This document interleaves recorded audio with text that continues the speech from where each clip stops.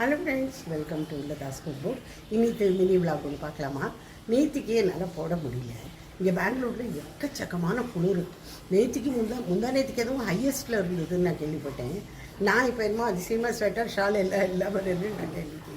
இல்லைன்னா நான் ஸ்வெட்டர் ஒருபோதும் எடுக்கல, அந்த அளவுக்கு குளிர் இருக்கு. அதுக்கப்புறம் என்னென்னா, நான் இன்னைக்கு மினி விளாக் வந்து நேற்று ராத்திரி ஒரு புல்கா ரொட்டி அண்ட் சப்ஜி பண்ணியிருந்தேன். அதோட ஆரம்பிக்கிறேன், அது காமிக்கிறேன் உங்களுக்கு.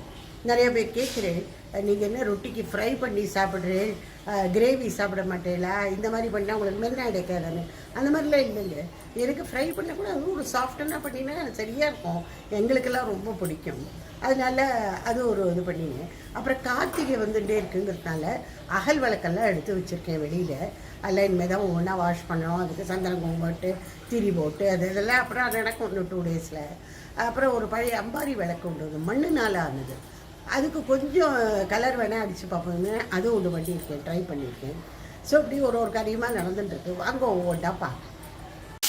இது ஆலு கேப்சிகம் ஃப்ரை ரொட்டிக்கு ராத்திரிக்கு.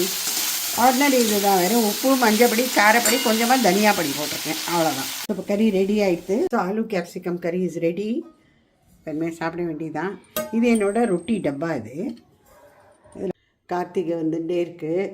நான் அகல் விளக்கெல்லாம் எடுத்து ஒரு இடத்துல வச்சுருக்கேன், எல்லாம் க்ளீன் பண்ணணும். இங்கே பெங்களூரில் பயங்கர குளிர், மழை, சூரியனையே காணும். இந்த யானை விளக்கு அம்பாரி விளக்கு ஏற்றினா அவ்வளோ விசேஷம். எல்லோரும் பிராஸில் வச்சுட்டுருப்பா, நான் மண்ணில் வச்சுட்டுருக்கேன். ஸோ இதை கொஞ்சமாக பெயிண்ட் அடிக்கலான்னு சொல்லிட்டு இது கொஞ்சம் பழசாக போயிடுது. இங்கே அகல்லாம் எடுத்து வச்சுருக்கேன், போன வருஷம் யூஸ் பண்ணினது.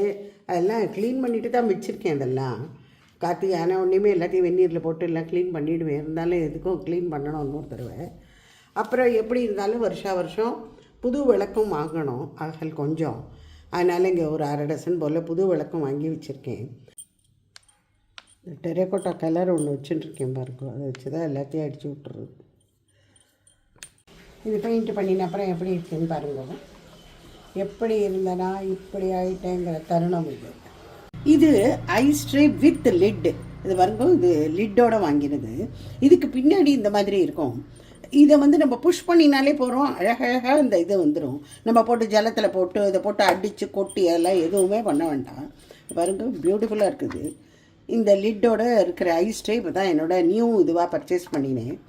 இது அமேசான்லேருந்து தான் வாங்கினேன்னு நினைக்கிறேன். லிங்க் இருந்தால் நான் கொடுக்குறேன், ஓகேயா? இது வந்து ஐஸ் மாத்திரம் இல்லை, இன்னும் வேறு என்னெல்லாமோ பண்ணலாம். அதை நான் ஐஸ் பர்பஸ்க்காக இது வாங்கலை, வேறு என்னத்துக்காக வாங்கினேங்கிறத நான் அப்புறமா வர வீடியோஸில் உங்களோட கண்டிப்பாக ஷேர் பண்ணிக்கிறேன், ஓகேயா?